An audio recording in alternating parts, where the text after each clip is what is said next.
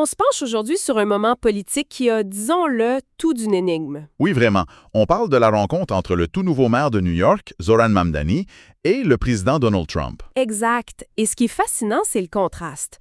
Pendant toute sa campagne, Mamdani a traité Trump de fasciste. Il a promis d'être son pire cauchemar. Et quelques jours après son élection, on le voit dans le bureau ovale, tout sourire à côté de lui. Fait que la question est inévitable. Qu'est-ce qui s'est passé? Est-ce que le révolutionnaire a déjà plié? C'est exactement le cœur du problème. Et pour essayer de comprendre, on a deux analyses qui partent des mêmes faits, mais qui arrivent à des conclusions complètement opposées. Ah oui? La première source voit ça comme une défaite majeure pour le mouvement progressiste, une démonstration brutale du pouvoir. Et la deuxième? La deuxième, au contraire, y voit une manœuvre stratégique brillante, un coup de maître du nouveau maire. Capitulation ou judo politique. C'est ce qu'on va essayer de démêler ensemble. D'accord. Alors, commençons par la première perspective, celle de la capitulation. L'argument ici, c'est que ce qu'on a vu à la caméra et ce qui s'est réellement passé, c'est deux choses complètement différentes. Pour eux, c'était moindre en compte qu'une leçon magistrale sur le fonctionnement réel du pouvoir. Absolument. Cette analyse parle de ce qu'on pourrait appeler le piège structurel. Le piège structurel. Oui. L'idée est assez simple, mais implacable. Un maire, surtout d'une grande ville comme New York, dépend du financement et la coopération du gouvernement fédéral. Pour tout. Pour tout. Les infrastructures, les impôts, la santé, sans Washington, il ne peut tout simplement pas tenir ses promesses. Ce qui donne au président un levier de pression immense. Donc, la rhétorique de campagne de Mamdani, sa fameuse phrase « Nous venons vous chercher », Elle s'est heurtée quasi instantanément à cette réalité du pouvoir. et cette source suggère que son équipe a contacté la Maison-Blanche non pas en position de force, mais... Mais par désespoir. Exactement. Wow. Et l'analyse dépeint la stratégie de Trump dans le bureau ovale. Il ne s'agissait pas de menaces, pas de cris, Non. plutôt de la flatterie, suivie d'une explication très calme, presque paternelle, de la réalité des choses. Le message, c'est coopérer et tout ira bien.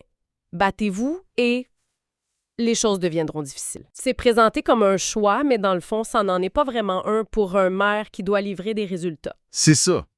Et c'est là que ça devient vraiment intéressant. Cette perspective soutient que chaque fois qu'un leader progressiste fait ce choix pragmatique, il normalise la capitulation. C'est exactement ça. Ça envoie un message à tous les autres maires et gouverneurs progressistes Le message que la résistance a des conséquences. et qu'il faut jouer le jeu. Fait que la préoccupation ici, ce n'est même pas le caractère de Mamdani, c'est l'effet systémique.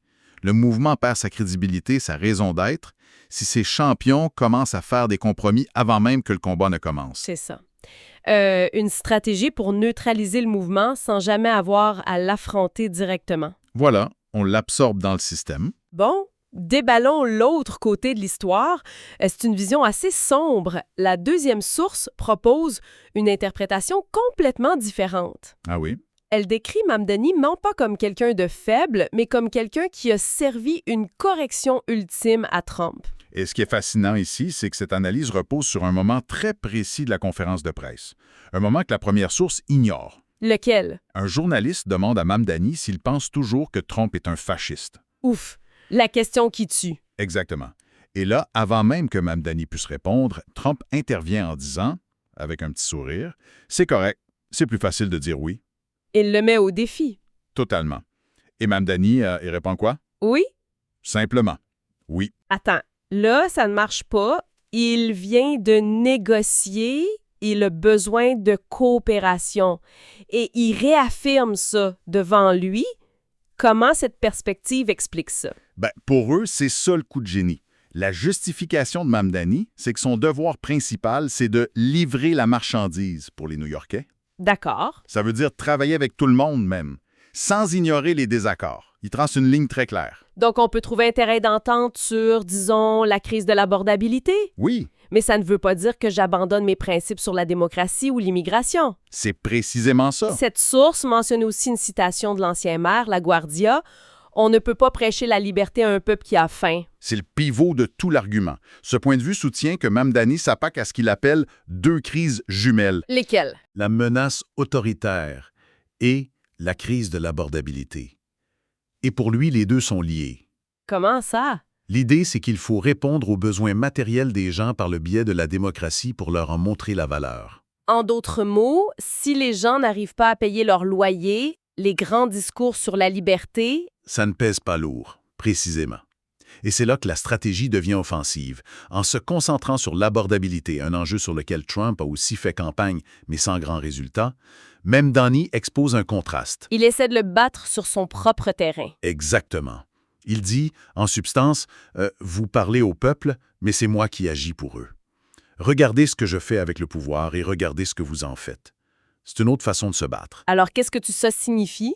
On a deux récits qui découlent exactement du même événement. C'est ça qui est fou. Ouais, voit un système qui crase les idéaux, qui force les compromis, menant à la mort silencieuse d'un mouvement. Et l'autre voit un leader habile qui navigue ce même système pour maintenir ses principes tout en obtenant des résultats. Ça soulève une question importante, non? Oui.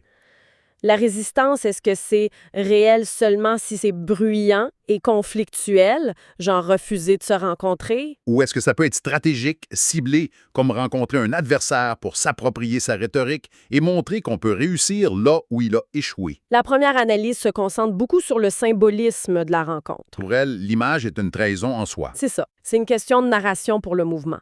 Alors que la seconde se concentre sur la substance, les résultats tangibles pour les New-Yorkais. C'est le débat classique entre pragmatisme et principe, finalement, mais avec des enjeux extrêmement élevés.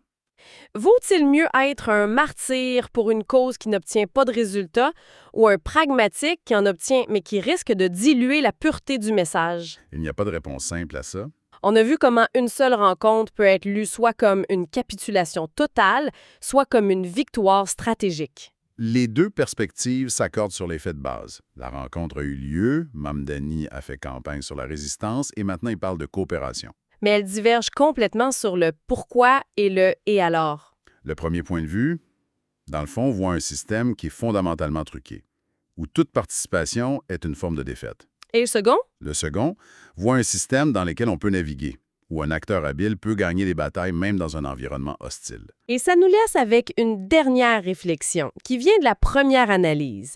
Elle nous avertit que si le système est conçu pour briser quiconque le défie, Alors le problème, ce n'est pas les politiciens individuels, le problème, c'est le système lui-même. ce qui mène à la question provocatrice à méditer. Je t'écoute? Si un système politique force constamment les leaders à choisir entre leurs principes déclarés et leur capacité à gouverner efficacement pour leurs citoyens, qu'est-ce que ça révèle sur la santé de ce système? Et pour pousser encore plus loin, à quel moment est-ce que travailler à l'intérieur du système devient simplement une façon de le perpétuer?